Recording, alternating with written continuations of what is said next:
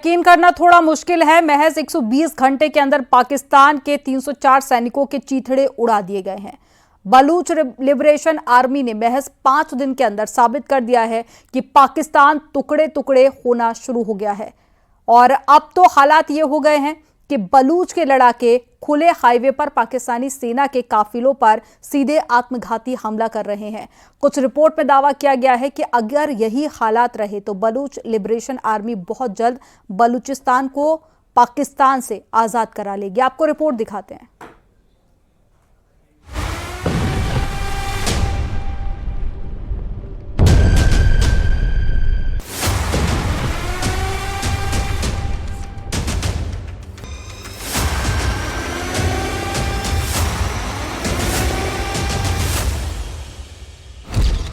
PLA का आत्मघाती हमला, पाकिस्तानी सेना के उड़ाए चीथड़े। पिछले 5 दिनों से बलूच लिबरेशन आर्मी के लड़ाके पाकिस्तानी सेना के चीथड़े उड़ाने में जुटे हुए हैं। यकीन करना मुश्किल है, लेकिन बीएलए के लड़ाकों ने साबित कर दिया कि वो जब चाहेंगे, जहां चाहेंगे, पाकिस्तानी सेना पर खूनी हमले करते रहेंगे। हम आपको बलूच लिबरेशन आर्मी के वो हमले दिखा रहे हैं जिसने पूरे पाकिस्तान को खून के आंसू रुला दिया है। हम आपको दिखाने जा रहे हैं कि पाकिस्तानी सेना पर बलूच आत्मघाती लड़ाकों ने जिस तरह का हमला किया है, उससे साबित हो गया है कि बहुत जल्द पाकिस्तानी सेना को बलूचिस्तान से भागना ही पड़ सकता है। 11 मार्च को जहां बीएलए ने पाकिस्तानी सैनिकों से भरी ट्रेन को हाईजैक करके 214 पाकिस्तानी सैनिकों को मार डाला था, वहीं दूसरी तरफ 16 मार्च को क्वेटा से 150 किलोमीटर दूर नोशकी में 90 पाकिस्तानी सैनिकों से भरी बस को उड़ाकर उन्हें मार डाला है। बलूच लिबरेशन आर्मी के हमलों की टाइमिंग और तरीकों को लेकर पाकिस्तानी सेना में कोहराम मचा हुआ है।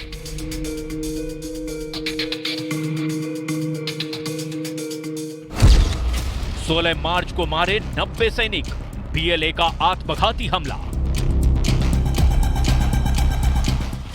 बलूचिस्तान से आई इन तस्वीरों को जरा गौर से देखिए। पाकिस्तानी सैनिकों और अफसरों से भरी बसें एक के बाद एक हाईवे से गुजर रही हैं और तभी महज कुछ सेकंड के बाद ही तस्वीरों में साफ देखा जा सकता है कि बलूच लिबरेशन आर्मी का एक लड़ाका विस्फोटकों से भरी कार को सैनिकों से भरी बस के नजदीक ले जाता है और फिर कार से भरे विस्फोटकों में जोरदार धमाका कर देता है। यहां वक्त हो गया एक छोटे से ब्रेक का। आप देखते रहिए न्यूज़ 18। आप देख रहे हैं न्यूज़ 18 उत्तर प्रदेश उत्तराखंड।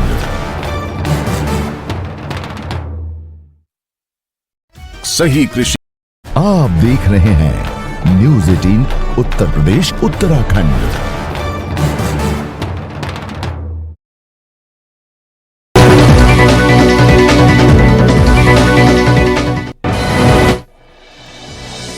महाराजगंज के भटगांव में प्रार्थना सभा के नाम पर धर्मांतरण पर पुलिस का एक्शन। पुलिस ने 9 लोगों को गिरफ्तार किया। मुरादाबाद में दलित परिवार ने शुद्धिकरण के बाद दलित परिवार ने की घर वापसी। ठेकेदार एजाज ने दलित परिवार को रुपए और बच्चों की पढ़ाई का दिया था लालच, बच्चों का कराया खतना। ठेकेदार एजाज को किया था गिरफ्तार। शाहजहांपुर में चर्चित पंकज हत्याकांड का खुलासा। मोबाइल छीनने के दौरान विवाद में गला दबाकर हुई थी हत्या। पुलिस ने 2 आरोपियों को किया गिरफ्तार। आगरा में पुलिस ने 2 साल पहले हुई लूट की घटना में एक्शन लिया। शातिर बदमाशों को पुलिस ने गिरफ्तार किया। 2 साल पहले 45,000 लूट कर भागे थे बदमाश। और दुई में जकरोट की जमीन पर मस्जिद का स्वरूप देकर बनाई जा रही मीनार को हटाया गया। बिना अनुमति अवैध धार्मिक निर्माण किया जा रहा था। गांव वालों के विरोध के बाद प्रशासन ने हटाया। कानपुर में जिला विद्यालय निरीक्षक कार्यालय में अचानक निरीक्षण करने पहुंचे डीएम। कार्यालय में गैर हाजिर रहने वाले उप शिक्षा निदेशक राजीव राणा समेत 14 कर्मचारियों की सैलरी रोकने के दिए निर्देश। झांसी रेल मंडल में जीटी एक्सप्रेस के इंजन में आग लग गई। ट्रेन से नीचे उतरे यात्री। फायर ब्रिगेड ने पहुंचकर आग पर काबू पाया। फिरोजाबाद के थाना टूंडला क्षेत्र में एक बुजुर्ग महिला के अंतिम संस्कार के दौरान मधुमक्खियों ने किया लोगों पर हमला। 30 से ज्यादा लोग घायल। शाहजहांपुर में सांप गले में लटकाकर खेलना पड़ा भारी। सांप के काटने से लड़के की मौत। गाजियाबाद के मुरादनगर क्षेत्र के नाज होटल पर थूक रोटी बनाते हुए वीडियो वायरल। पुलिस ने आरोपी को हिरासत में लिया। होली मनाकर लौटने वालों की कानपुर सेंट्रल पर भारी भीड़। रेलवे स्टेशन पर भीड़ कंट्रोल के लिए सुरक्षा के पुख्ता इंतजाम। ललितपुर के जिरोन गांव में खेत में विशालकाय मगरमच्छ नजर आने से मचा हड़कंप। लोगों ने पुलिस और वन विभाग को दी सूचना। मथुरा में रंगनाथ भगवान का शुरू हुआ 10 दिवसीय ब्रह्मोत्सव। सोने से बनी पुण्यकोटि में विराजमान हुए भगवान रंगनाथ। अलीगढ़ में आज से गेहूं खरीद शुरू। 15 जून तक चलेगी अलीगढ़ में 89 केंद्रों पर गेहूं की खरीद शुरू। गाजीपुर में भी कई केंद्रों पर शुरू हुई गेहूं की खरीद। सरकार ने 2,425 रुपए प्रति कुंटल तय किया एमएसपी। सुल्तानपुर में भी आज से गेहूं खरीद शुरू। 75 सरकारी केंद्रों पर खरीदा जा रहा गेहूं। इस बार सरकार ने गेहूं का समर्थन मूल्य 150 रुपए से बढ़ाकर 2,425 रुपए क्विंटल किया। Headlines presented by Patanjali Dant Kanti truth paste, complete oral health का सच। वक्फ बिल के खिलाफ प्रदर्शनकारियों को सपा सांसद का भरोसा। धर्मेंद्र यादव ने कहा, न बिल पास होने देंगे न संसद चलने देंगे। सहारनपुर के विकास कार्यों का सीएम ने लिया फीडबैक। अधिकारियों के साथ की समीक्षा बैठक। कानून व्यवस्था को लेकर भी मीटिंग। धार्मिक कार्यक्रमों को लेकर यूपी डीजीपी के निर्देश। पुलिस और एलआईयू को अलर्ट रहने को कहा। एसटीएफ की रिपोर्ट के मुताबिक धार्मिक कार्यक्रमों में छुपते हैं अपराधी। कौशाम्बी में 2 समुदाय भिड़े। पीट पीट कर एक की हत्या। पुलिस फोर्स तैनात। 5 लोगों को हिरासत में लिया गया।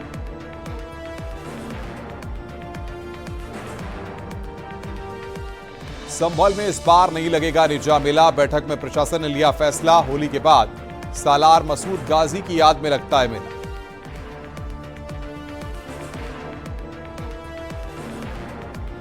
पीएम मोदी ने राष्ट्रीय स्वयंसेवक संघ की सेवा भावना की जमकर तारीफ की। इंटरनेशनल पॉडकास्ट में कहा, आरएसएस से जुड़ने की वजह से देश और समाज के लिए कुछ करने का जज्बा पैदा हुआ।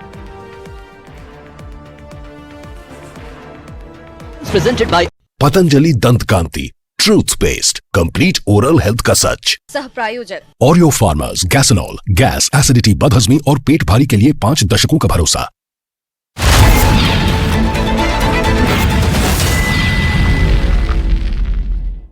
नमस्कार, शाम के 7 बजे हैं। खबर दमदार के इस वक्त के बुलेटिन के साथ मैं हूं अनुपम। वाराणसी में ट्रांसपोर्ट के गोदाम में भीषण आग लग गई है। गोदाम के बगल में खड़ा ट्रक भी आग की चपेट में आ गया है। वहीं आग की वजह से हड़कंप मच गया है। सूचना के बाद पहुंची फायर ब्रिगेड की टीम ने आग पर काबू पाया है। घटना बैरवन गांव की है। बड़ी खबर यहां पर हम आपको बता रहे हैं। वाराणसी से इस वक्त की बड़ी खबर, आग की चपेट में आया एक ट्रक। ये तस्वीरें इस वक्त हम आपको दिखा रहे हैं। फायर ब्रिगेड ने आग बुझाई है। ट्रांसपोर्ट के गोदाम में यहां पर आग लगी है।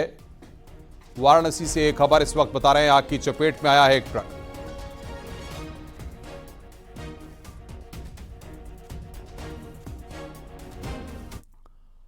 रामपुर में 2 पक्षों में ताबड़तोड़ फायरिंग हुई है और पथराव के मामले में पुलिस ने 12 लोगों को गिरफ्तार किया है।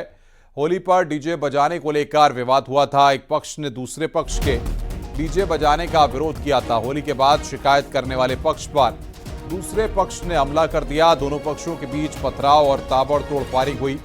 पथराव और फायरिंग में 5 लोग घायल हुए थे। सूचना पर पहुंची पुलिस से भी नोकझोंक हुई थी। इसके बाद पुलिस ने 12 नामजद और 100 अज्ञात पर केस दर्ज किया था। पूरा मामला पटवाई थाने के मथुरापुर का है।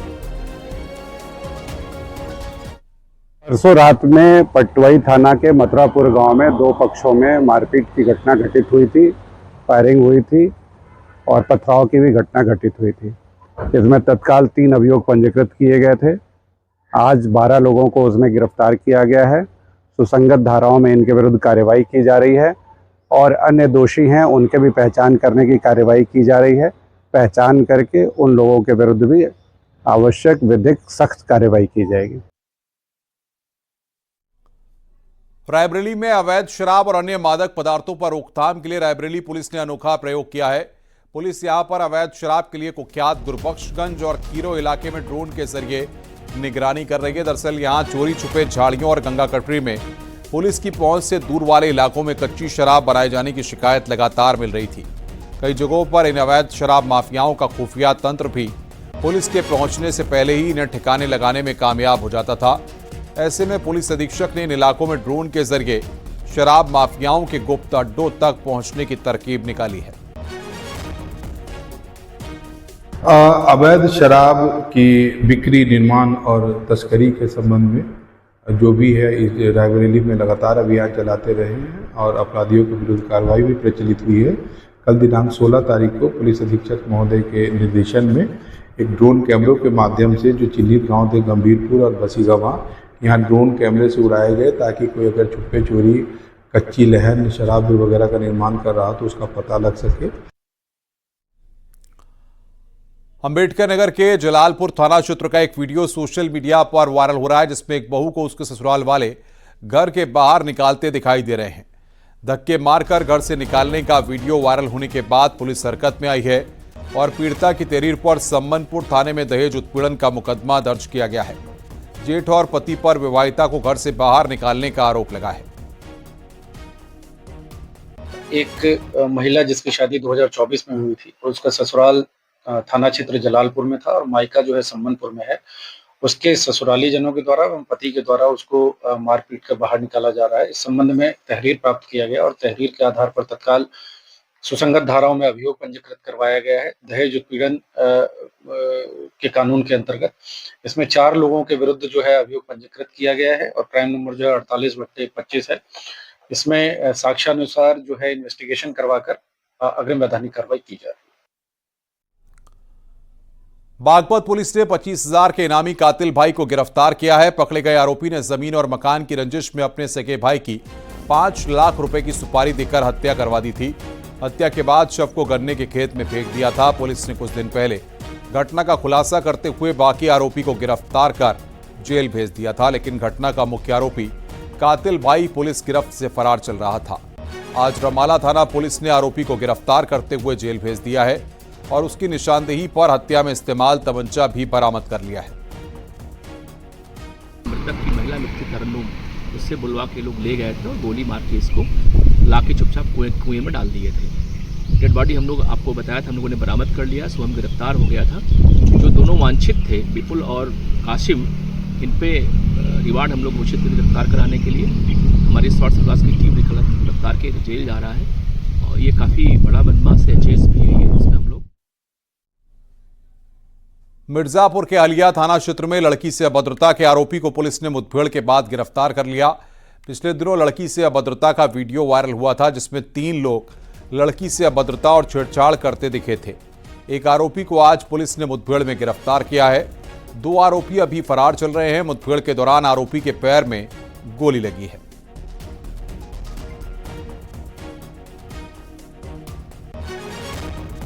मरलिया के जंगल में मुख्य आरोपी पिंटू पाल छुपा हुआ है और भागने की फिराक में है। इस सूचना पर एसओजी, सर्विलांस टीम और थाना अलिया पुलिस द्वारा जंगल की घेराबंदी की गई। जब उसको घेरा गया और उसे ललकारा गया तो उसके द्वारा पर उसके ऊपर जानलेवा हमला किया, फायरिंग की। पुलिस ने अपने डिफेंस में फायर की, जिसमें आरोपी पिंटू पाल के दाहिने पैर में गोली लगी है। उसको गिरफ्तार कर लिया गया है। प्राथमिक उपचार हेतु सीएचसी हलिया भिजवाया गया है। अग्रिम विधिक कार्रवाई की जा रही है। शामली पुलिस और गौकशों के बीच मुठभेड़ हुई है। मुठभेड़ के दौरान 2 शातिर गौकशों के पैर में गोली लगी है। बताया जा रहा है कि दोनों गौकशी की घटना को अंजाम देने की फिराक में थे। गौकशों के कब्जे से पुलिस ने जिंदा गौवंश, पशु कटान के उपकरण और असलहे बरामद कर लिए हैं। दोनों को झिंझाना सीएचसी में भर्ती कराया गया है। तिथि 15 मार्च 2025 को लगवा दाऊदपुर के गन्ने के खेत में गौवंशी अवशेष प्राप्त हुए थे। इनसे गहनता से पूछताछ की गई। पूछताछ में अपने साथ जो है अन्य अभियुक्तों की संलिप्तता बताई गई है। उनमें से एक अभियुक्त को गिरफ्तार कर लिया गया है। इस तरह से 3 अभियुक्तों को टोटल जो है गिरफ्तार किया गया। पुलिस टीम के उत्साहवर्धन व मनोबल को बढ़ाने हेतु 25,000 नगद पुरस्कार से पूरी टीम को सम्मानित किया जाएगा। बिजनौर के चांदपुर में शिवाला कला पुलिस ने एक हत्याकांड का सनसनीखेज खुलासा किया है। पुलिस ने पति की हत्या के मामले में पत्नी सहित 9 लोगों को गिरफ्तार किया है। जांच में पता चला है कि मृतक मकेंद्र की पत्नी पारुल और उसके प्रेमी विनीत के बीच पिछले 8 महीनों से अवैध संबंध चल रहा था। मकेंद्र को इसकी भनक लग गई थी, जिसके बाद पत्नी ने प्रेमी के साथ मिलकर पति की गला घोंटकर हत्या की और फिर सिर पर रॉड से कई हमले किए और शव को जंगल में फेंक दिया था। लोगों ने मकेंद्र को रास्ते से हटाने की योजना बनाई। योजनाबद्ध तरीके से दिनांक 13/3/25 को मृतक की पत्नी ने मकेंद्र को दवा लेने के बहाने भेजा तथा अपने प्रेमी विनीत एवं उसके अन्य साथियों से उसका अपहरण कराया। ये लोग अपहरण करके ले गए और बावनखेड़े के जंगल में मारपीट करके इसकी हत्या कर दिए। इसमें सभी अभियुक्तों को गिरफ्तार कर लिया गया है तथा घटना में प्रयुक्त इको गाड़ी, आला कतल बेल्ट व पंच तथा इसमें 6 मोबाइल फोन पुलिस ने बरामद किया है। सभी गिरफ्तार अभियुक्तों को माननीय न्यायालय के समक्ष पेश किया जा रहा है। अन्य विधिक कार्रवाई प्रचलित है। फिरोजाबाद के देहुली नरसंहार मामले में कल 44 साल बाद कोर्ट फैसला सुनाई की। 18 नवंबर 1981 को फिरोजाबाद के जसराना स्थित ग्राम देहुली में जातीय हिंसा हुई थी, जिसमें दलित समाज के 24 लोगों की हत्या हुई थी। तब से अब तक केस की सुनवाई चली आ रही थी। अब 44 साल बाद वो समय आया है जब पीड़ित परिवारों को न्याय की उम्मीद है। मामले में ज्यादातर आरोपियों की अब मौत हो चुकी है। जो लोग जीवित हैं उनमें 2 लोग पहले से ही जेल में बंद हैं। सर, एक यहाँ पर सवाला बोलते हैं, उस पर इन लोगों के असला पकड़े गए थे। कन्हई सिंह दरोगाजी थे और वो नगला हरी सिंह वाले ने पकड़वाए थे। वो जाटवों के ऊपर आ गई कि जाटवन ने ये असला पकड़वाए। इस मतलब से इस राधे और संतोष ने हमारा मोहल्ला घेरा और साहब हमारे पूरा परिवार नष्ट कर दिया। एसटीएफ की रिपोर्ट में खुलासे के बाद अलर्ट जारी हुआ है। धार्मिक कार्यक्रमों पर यूपी डीजीपी प्रशांत कुमार ने निर्देश दिया है। पुलिस एलआईयू को ज्यादा अलर्ट रहने को कहा गया है। कार्यक्रमों पर नजर रखें। पुलिस की टीमें धार्मिक कार्यक्रमों में शामिल होने वाली की जानकारी हो, जरूरत पड़े तो आधार कार्ड की चेकिंग हो। धार्मिक कार्यक्रमों में छुपते हैं अपराधी। दरअसल शामली में बदमाशों के साथ मुठभेड़ में शहीद इंस्पेक्टर सुनील कुमार के मामले में शामिल बदमाश धार्मिक आयोजनों में छुप रहे थे। इसके बाद अब यूपी डीजीपी प्रशांत कुमार ने निर्देश जारी किए हैं।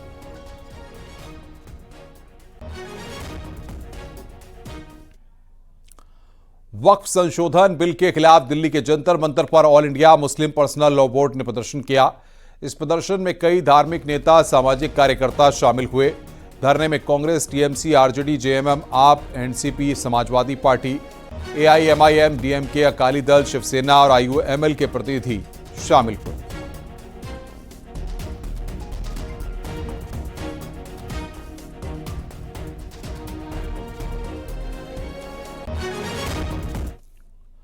आगे बढ़ते हैं। वक्फ बिल को लेकर एसपी सांसद की धमकी। एसपी सांसद धर्मेंद्र यादव ने धमकी दी है, न बिल पास होने देंगे न संसद चलने देंगे। प्रदर्शनकारियों को सपा सांसद का भरोसा। यह बड़ी खबर यहां पर हम आपको बता रहे हैं। धर्मेंद्र यादव ने कहा है कि न बिल पास होने देंगे न संसद चलने देंगे। इतने आवाम के बीच देश की मीडिया के सामने एक बार फिर आदरणीय अखिलेश यादव जी की ओर से आपको यकीन दिलाते हुए, चाहे जितनी कुर्बानी देनी पड़ेगी, चाहे जितना संघर्ष करना पड़ेगा, चाहे जितनी लड़ाई लड़नी पड़ेगी, लेकिन उसको लड़ते हुए हम अपने मुसलमान भाइयों की वक्फ की जमीनों को सरकार के हवाले नहीं होने देंगे। ये आपको यकीन, विश्वास और भरोसा दिलाते हुए एक बार फिर सबका शुक्रिया अदा करते हुए अपनी बात को विराम देता हूँ। जय हिंद, जय भारत, जय समाजवाद। वक्फ संशोधन बिल पर मायावती का भी बयान सामने आया। वक्फ पर सियासत होना चिंता की बात। समय रहते समस्या सुलझ जाती तो अच्छा रहता। केंद्र सरकार को दोबारा सोचना चाहिए। पिछले कुछ समय से वक्फ बोर्ड पर भी सत्ता व विपक्ष द्वारा जो राजनीति की जा रही है, तो ये भी अति चिंता की बात है। और यदि ये मामला समय रहते आम सहमति से सुलझा लिया जाता तो ये ज्यादा बेहतर होता। केंद्र सरकार इस मामले में जरूर पुनर्विचार करे, सोच विचार करे ये भी हमारी पार्टी के केंद्र सरकार से पुरजोर अपील है। वक्फ संशोधन बिल के खिलाफ प्रदर्शन को लेकर शिया धर्मगुरु कल्बे जवाद का बयान सामने आया। उन्होंने कहा कि हम विरोध प्रदर्शन लगातार जारी रखेंगे। जो कि हम अपना प्रदर्शन करते रहेंगे। गांधी जी ने कितने साल प्रदर्शन किया था, आखिर में जीत उनकी हुई थी। तो हमारा जो संवैधानिक प्रदर्शन है वो जारी रहेगा, संवैधानिक प्रदर्शन जारी रहेगा हमारा, और हम इस वक्त के लिए अपना प्रदर्शन करते रहेंगे। और ये सिर्फ तबाही के लिए है बनाया गया है, और इसमें ख़त्म करने के लिए औकाफ को बनाया गया है, क्योंकि इसमें सबसे ख़तरनाक जो है वो बायूज़र है कि वक्त बायूज़र ख़त्म कर रहे हैं। हमारी मस्जिदें 400 साल पुरानी बनी हुई है।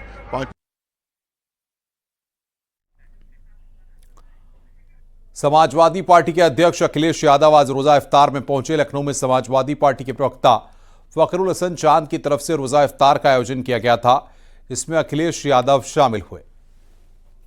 ये तस्वीरें इस वक्त हम आपको दिखा रहे हैं। अखिलेश यादव रोजा इफ्तार में शामिल हुए। फखरुल हसन चांद के द्वारा उनके घर पर रोजा इफ्तार का आयोजन किया गया था, जिसमें तमाम नेता पहुंचे हुए थे। और ये तस्वीर इस वक्त आप देख रहे हैं, अखिलेश यादव वहां पर पहुंचे। और आपके जरिए समाज अपने हालात को देखता, पढ़ता और सुनता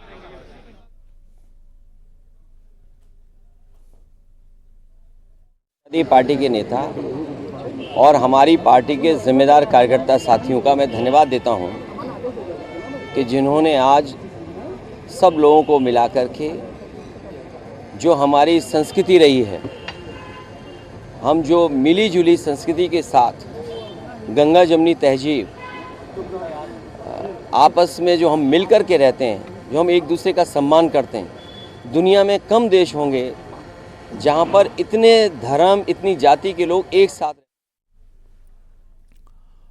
मुख्यमंत्री योगी सहारनपुर के दौरे पर रहे, जहां सीएम योगी ने अफसरों के साथ एक समीक्षा बैठक की। इस बैठक में विकास कार्यों का फीडबैक लिया, साथ ही कानून व्यवस्था को लेकर भी मीटिंग की। इस बैठक में तमाम अधिकारी मौजूद रहे। तो सहारनपुर में मुख्यमंत्री योगी आदित्यनाथ ने बैठक ली, विकास कार्यों का भी मुख्यमंत्री ने फीडबैक लिया है।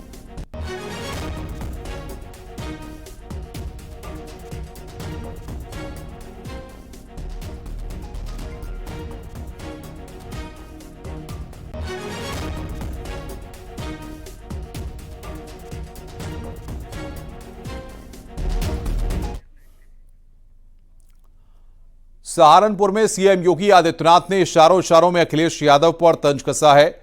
सीएम योगी ने कहा कि पिछली सरकार में प्रदेश के विकास पर फोकस नहीं था। प्रदेश का मुखिया अगर 12 बजे सोकर उठेगा तो काम कब करेगा? पहले यूपी में ऐसे ही समय बर्बाद होता था।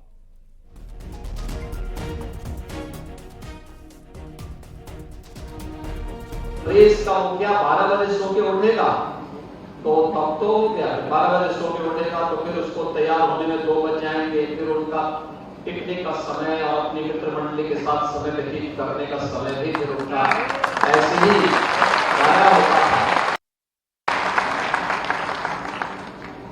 सहारनपुर को दिल्ली से जोड़ने के लिए और सहारनपुर को लखनऊ से जोड़ने के लिए अच्छी कनेक्टिविटी हो, आने वाले समय में दिल्ली की दूरी आपकी मात्र 1.25 घंटे की। वहीं अखिलेश यादव को लेकर यूपी के दोनों डिप्टी सीएम ने भी निशाना साधा है।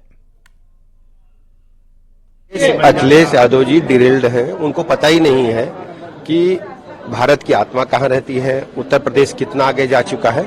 समाजवादी पूरी तरह से दिग्भ्रमित। यादव जी 2014 के लोकसभा चुनाव से लगातार पराजय के दर पराजय का सामना कर रहे हैं।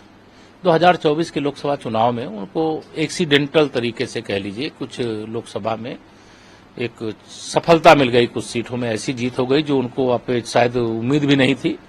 लेकिन वह फर्जी पीडीए, परिवार डेवलपमेंट एजेंसी चलाते हैं और फर्जी पीडीए की बात करके लोगों को गुमराह करके पिछड़ों का, दलितों का, गरीबों का बहुत सारा वोट वहां लेने में कामयाब हो गए थे। लेकिन उनके झूठ का पर्दाफाश हो गया है और उस पर्दाफाश होने के बाद वो बौखलाए हुए हैं। रोज पीडीए की बात करते हैं, फर्जी पीडीए है। उस पीडीए को किसी का समर्थन नहीं है। सभी का समर्थन माननीय प्रधानमंत्री नरेंद्र मोदी जी, की अगुवाई में भारतीय जनता पार्टी को है और 2027 में हम 2017 दोहराएंगे, तीसरी बार यूपी में प्रचंड बहुमत से भाजपा सरकार बनाएंगे। मुख्यमंत्री योगी आदित्यनाथ ने जनता दरबार में अफसरों को सख्त निर्देश दिया है। उन्होंने अफसरों से कहा कि वो भूमाफिया पर कड़ा एक्शन लें। जमीनी विवादों पर सख्त रुख अपनाते हुए उन्होंने निर्देश दिया कि जबरन कब्जा करने वालों के खिलाफ कानूनन कार्रवाई की जाए।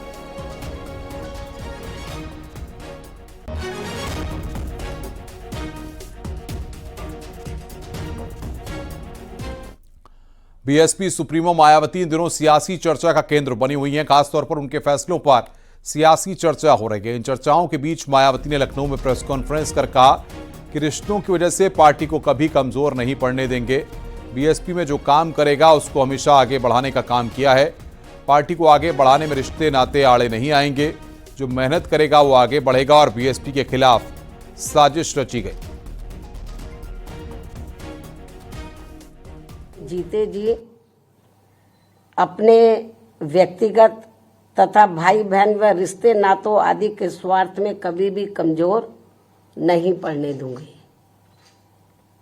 वैसे भी मेरे भाई बहन व अन्य रिश्ते नाते आदि मेरे लिए केवल बहुजन समाज का ही एक अंग है, उसके सिवाय कुछ भी नहीं है। इसके अलावा पार्टी व मूवमेंट के हित में बहुजन समाज के जो भी लोग अपनी पूरी ईमानदारी व निष्ठा से कार्य करते हैं तो उन्हें पार्टी में जरूर आगे बढ़ने का मौका दिया जाएगा।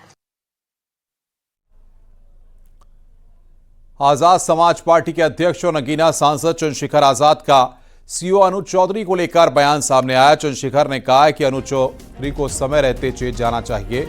वो जो भी कर रहे हैं उससे सरकार को फायदा हो रहा है।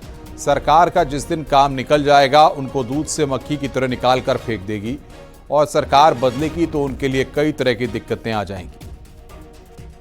क्षेत्र के हैं, मैं उनको भी कहना चाहता हूं कि वो किसी सरकार की राजनीतिक साजिश के शिकार ना हो जाए। वो किसान परिवार से आते हैं।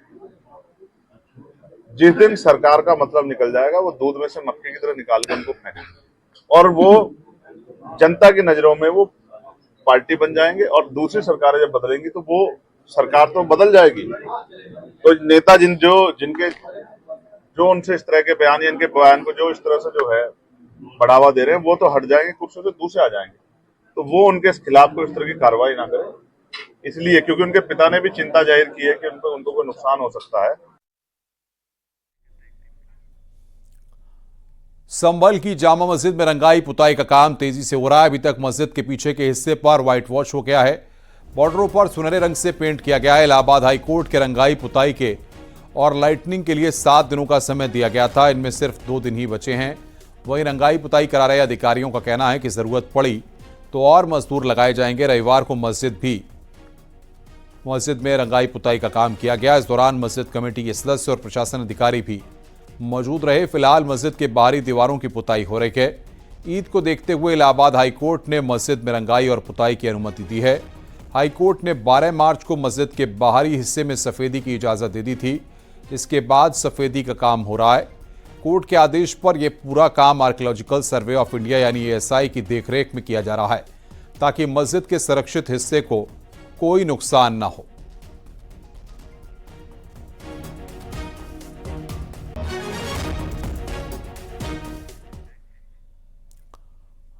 संभल से बड़ी खबर है। इस बार सलार गाजी की याद में लगने वाला मेला नहीं लगेगा। आक्रमणकारी महमूद गजनवी के सेनापति सालार मसूद गाजी की याद में लगने वाला नेजा मेला इस बार नहीं लगेगा। कोतवाली में हुई एक मीटिंग में एक पुलिस अधिकारी ने साफ तौर पर कहा कि मेला नहीं लगेगा। 18 मार्च को मेले का झंडा गाड़ने की योजना थी और 25, 26, 27 मार्च को मेला कमेटी ने मेला लगाने का ऐलान किया था। गौरतलब है कि होली के बाद संभल में सालार मसूद गाजी की याद में नेजा मेले का आयोजन किया जाता रहा है, लेकिन इस बार ये मेला नहीं लगेगा।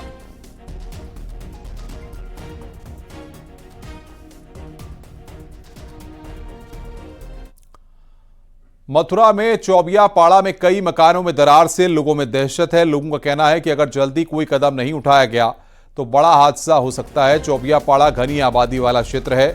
पार्षद का कहना है कि नीम गली में 1 दर्जन से ज्यादा मकान क्षतिग्रस्त हुए हैं।